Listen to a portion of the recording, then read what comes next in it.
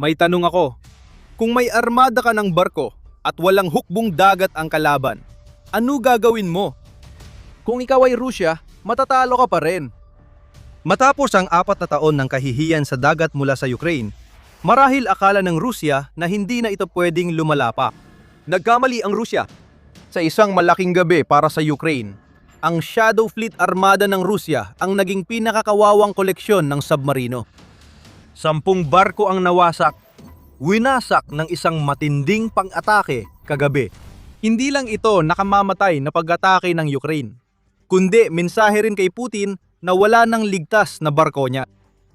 Ayon kay Robert Brody, komandante ng puwersa ng mga sistemang walang tauhan ng Ukraine, sa isang post sa Telegram, umaalis na ang Shadow Fleet matapos ang mapaminsalang drone operation ng Ukraine na unang sumira sa 8 tanker ng Shadow Fleet ng Russia. At pagkatapos, 2 pa ang napalubog nila para lang sa swerte. Ang labanan sa himpapawid at dagat noong Hulyo 7 ay naging parang industrial na pangingisda. Ayon kay Brody, 8 tanker na may gasolina, isang dry cargo ship at isang ferry ang sangkot. Maluba ang sira ng mga tangke ng gasolina at nasusunog ang mga ito. Umiral na ang mga parusang mula sa himpapawid.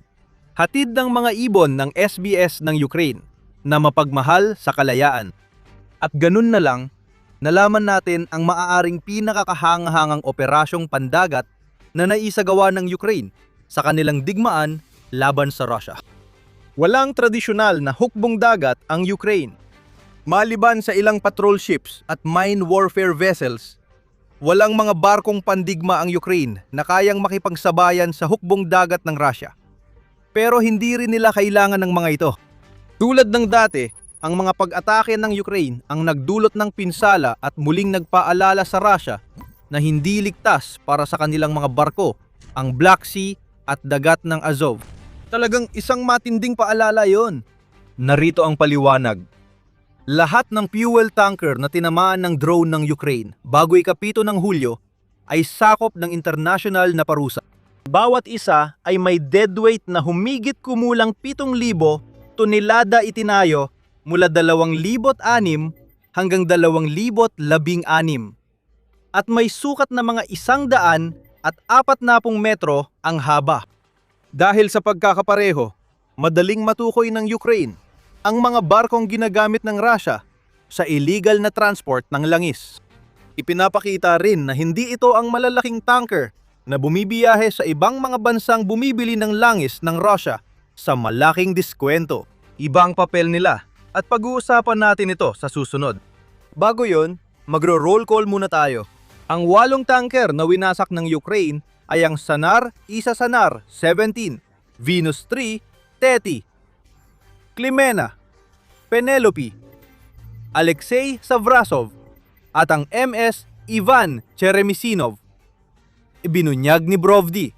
8 lahat yon. Ilang oras matapos mag-ulat, sinabi ni Brody na naging 10 na ang tanker ng Ukraine matapos madagdagan ng 2. Isama ang ferry at dry cargo ship na binanggit ni Brody sa unang post, makakabuo ka ng 12 barkong Ruso na ginawang parang submarino ng Unmanned Systems Forces ng Ukraine. Hindi ito basta-bastang pag-atake. Ito ay eksakto, koordinado at nakamamatay. Mensahe kay Putin at sa mga kasabwat niya. Ang mga tanker at ferry na bahagi ng Shadow Fleet para iwasan ng parusa ay target na ngayon kapag napalapit sa mga drone ng Ukraine. Ito ay ganap na paglipol ng mga lohistika ng Russia sa isang reyon, kung saan talagang kailangan ni Putin na maging maayos ang daloy ng mga ito hanggat maaari. Ang mga drone at operator nila ang naging bida sa pangyayari. Matalino ang estratehiya ng Ukraine. Paulit-ulit na ipinapakita sa mga video ng pag-atake ang parehong eksena. Lumalapit ang isang drone sa isang tanker.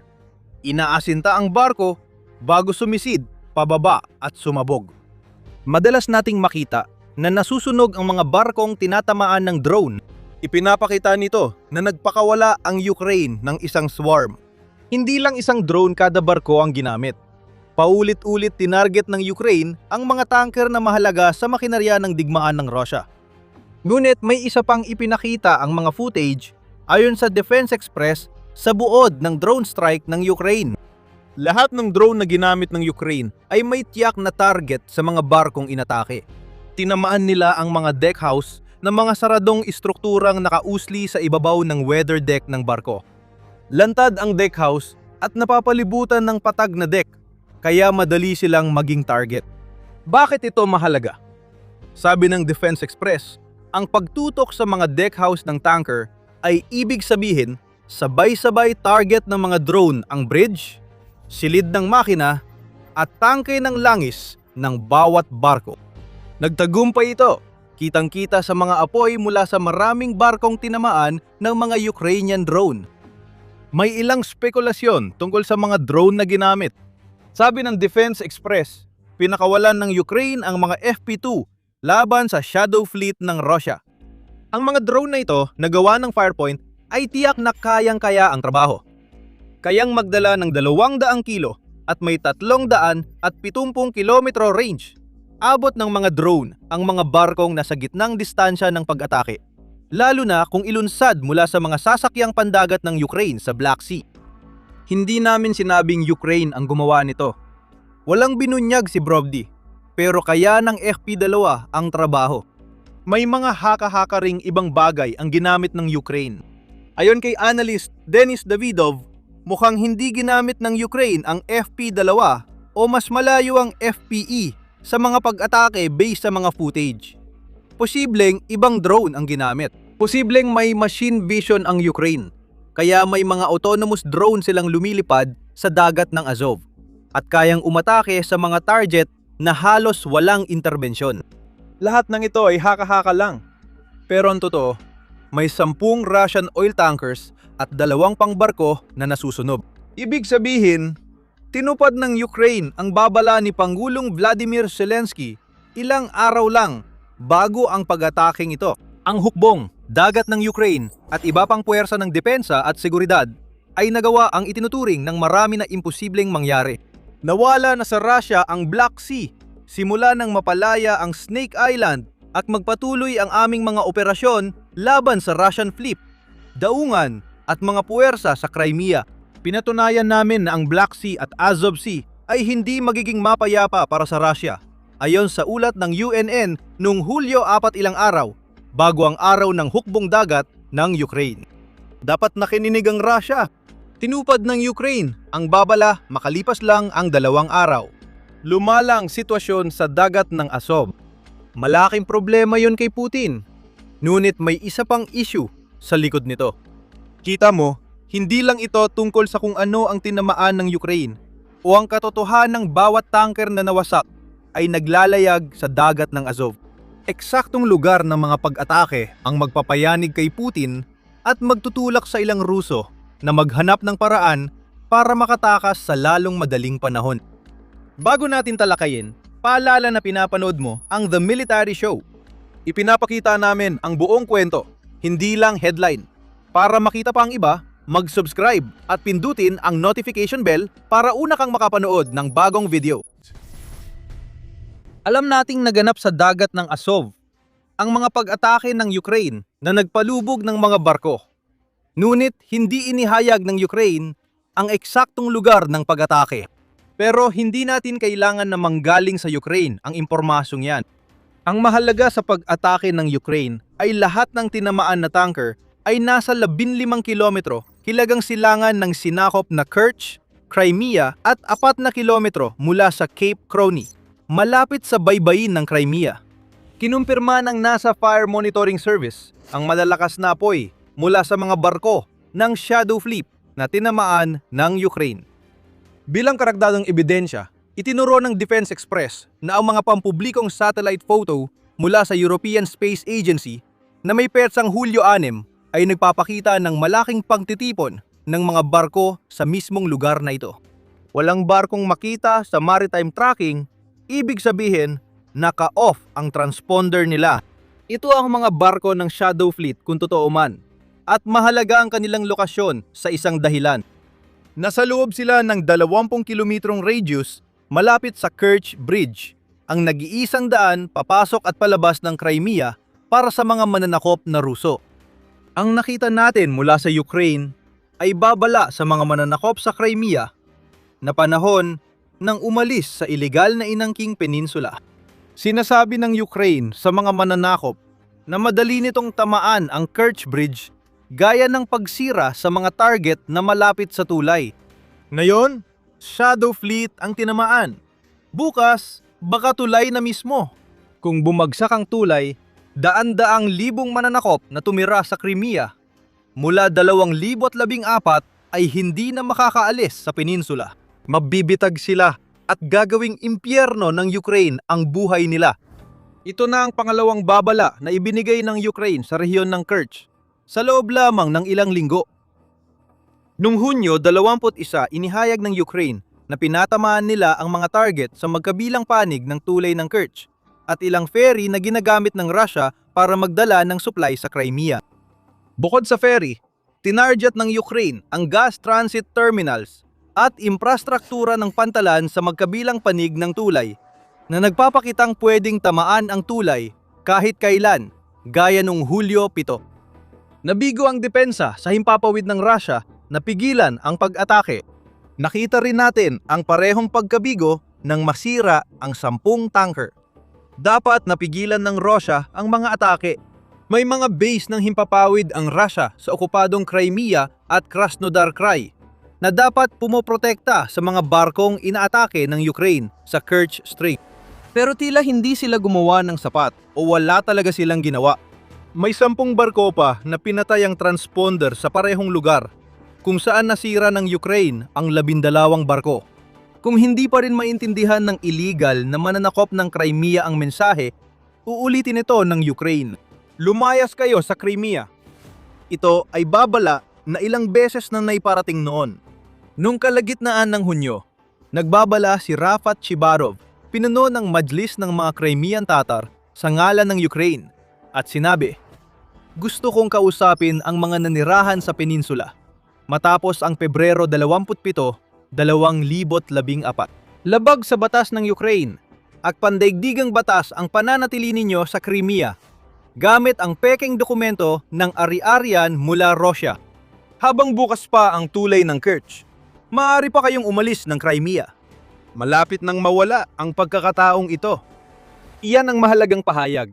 Hindi lang basta tinatarget ng Ukraine ang Shadow Fleet na mga barko, kundi sa lugar na nagpapakitang kaya rin nilang tamaan, ang tulay ng Kerch kung gusto nila. Kung hindi pansinin ang mga babala, hindi na magpipigil ang Ukraine at gagawing imposibleng makaalis ang mga mananakop. Ayaw ng mga mananakop na mawala ang posibilidad na yon. Dahil sa impormasyong ito, malinaw na ang drone strike ng Ukraine noong Hulyo 7 sa mga Russian tanker ay bahagi ng estratehiyang pag-i-isolate sa Crimea na matagumpay nilang ginagawa nitong mga buwan. Mula pa nung unang bahagi ng Abril, nagpakawala ang Ukraine ng sunod-sunod na mga mid-range strike drone na nagsasagawa ng mga pag-atake laban sa mga pangunahing rutang nagsusupply sa Crimea. Punun-puno na ngayon ng nasunog na labi ng daan-daang supply truck at fuel tanker ang mga highway at tulay papuntang peninsula. Bumibigay na ang mga tulay at naabala na rin ang mga rutang supply sa dagat dahil sa mga pag-atake ng Ukraine. Sinira ng Ukraine ang mga riles ng tren para gawing tulay ng Kerch, ang tanging daan papasok at palabas ng Crimea. Tandaan na ang tulay na ito ay malayo sa pagiging ligtas na ruta. Dahil ilang beses inatake ng Ukraine, napilit ang tumigil ang Russia sa paggamit ng tulay para sa militar. Ngayon, kinukuwestiyon na ang pagbabawal. Maaring mapilitan ang Russia na ipadaan muli ang mga truck nito sa tulay ng Kerch na ayaw nila. Ito ang talino ng estratehiya ng Ukraine. Hindi lang ito tungkol sa panghiwalay. Tungkol ito sa pagputol ng lahat ng rutang logistikal ng Russia papuntang Crimea na nagpapahiwatig sa mga mananakop na hindi na magagarantayahan ni Putin ang kanilang kaligtasan. Si Putin ay isang leader na umaasa sa kanyang imahe bilang isang malakas na pinuno. Sabi ng propaganda ng Kremlin, siya ang pangunahing tagapagtanggol ng Russia. Ngunit nasisira ang imaheng iyon kapag may drone ng Ukraine na tumatama sa target sa Crimea o paligid nito.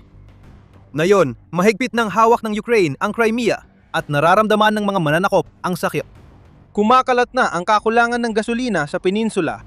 Maraming gasolinahan sa Crimea ang walang gasolina o itinatabi para sa militar at emerhensya. Kaya hirap bumiyahe ang mga residente at turista. Tinataman ang mga generator ng kuryente sa buong Crimea, kaya nagdeklara ng mga state of emergency ang mga gobernador. Pati pagkain ay nagiging problema. Iniulat ng Ukraine na maraming grocery sa Crimea ang nauubusan ng pagkain dahil sa mahigpit nilang pag-lockdown ng mga supply route.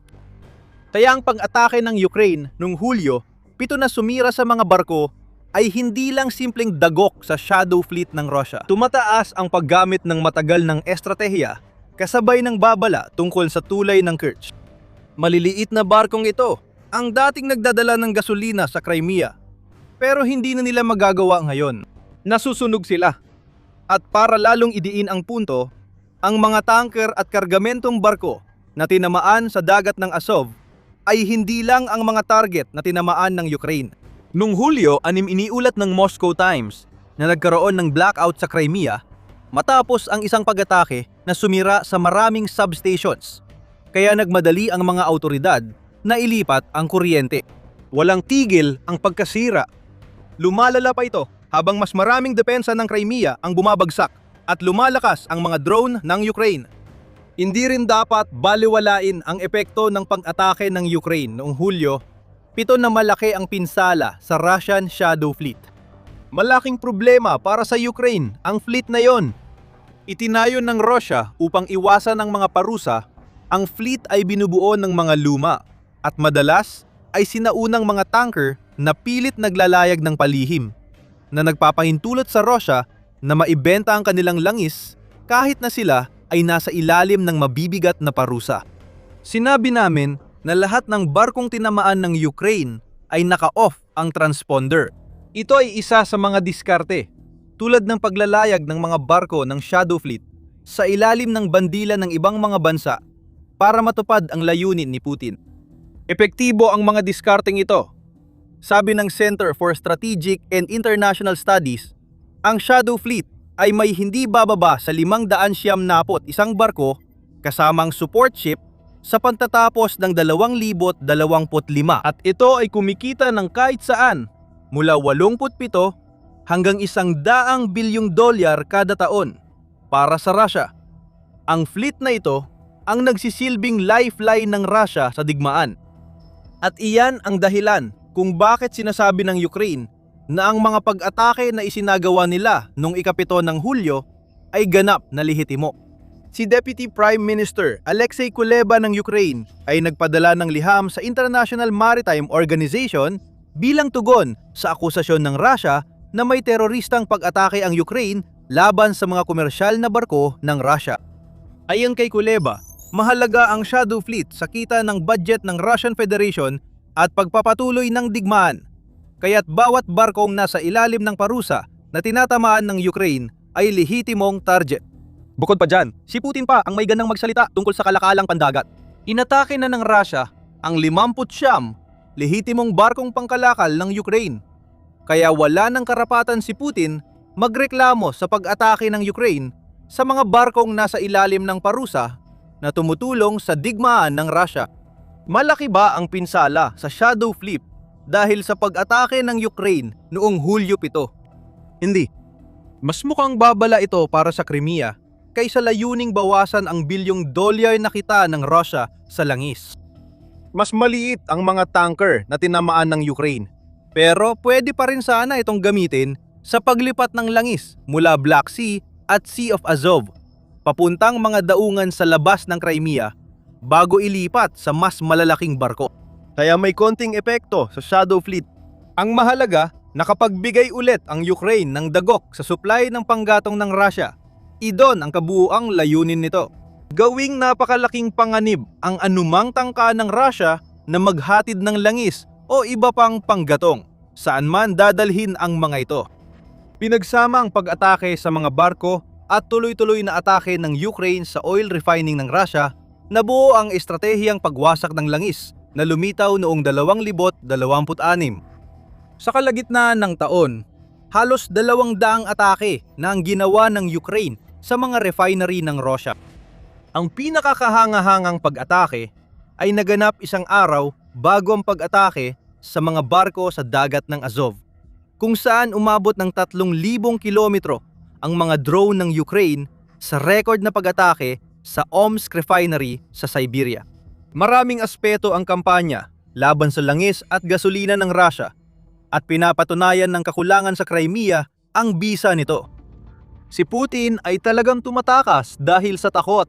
Bago masunog ang 12 barko ng Russia sa dagat ng Azov, kumalat ang balita na tumakas ang multi-milyong dolyar na super yate ni Putin papuntang Arctic gamit ang anti-drone nets para pigilan ang mga sandatang lumubog sa maraming fuel tanker ng Russia. Kung hindi yan ang dakilang tagapagtanggol ng Russia, ewan ko na lang. Habang hinaharap ng Crimea ang pinakamalaking bantang naranasan nito mula ng illegal na sakupin ng Russia ang tangway noong 2014, mas inaalala ni Putin na baka targetin ng Ukraine ang kanyang marangyang yate. Ayon sa Telegraph, sinusundan ngayon ng Russian destroyer at barkong pansagip at pangpatrolya ang nasabing barko. Itatanong namin kung bakit walang kaparehong proteksyon ang mga tanker sa dagat ng Azov. Pero alam na namin ang sagot. Inutil na ang Black Sea Fleet ng Russia. At isa yon sa mga dahilan kung bakit naging posible ang pag-atake ng Ukraine noong Hulyo 7. Kaya si Putin ay nagtatago sa mga bunker habang ang kanyang yate ay tumatakas palabas ng Russia. Ito ang tagapagtanggol nyo, mananakop ng Crimea, kaya inuulit namin ito para sa Ukraine. Umalis na kayo sa Crimea habang pwede pa. May ilang mananakop nang nakatanggap at siniseryoso ang mensahe. Sandali, sinabi ba naming ilan lang? Sabihin na nating libo-libo. Ganyan karamiang mananakop na nagtangkang tumakas mula Crimea gamit ang mismong tulay na ginawang nag-iisang daan ng Ukraine, papasok at palabas ng peninsula. Nag-umpisa ang pagkataranta bago ang Hulyo 7. Ngayon, lalala pa ito. Kung gusto mong malaman ang tungkol sa malaking paglikas ng mga Ruso na kasalukuyan ng nagaganap, may inihanda kaming perpektong video para panoorin mo. At kung nagustuhan mo ang pagsusuri na ito tungkol sa pinakabagong pag-atake ng Ukraine at ang kapahamakan ng Shadow Fleet ng Russia, mag-subscribe at huwag kalimutang i-click ang notification bell para makakuha pa ng higit pang The Military Show sa iyong feed. At salamat gaya ng dati sa panonood.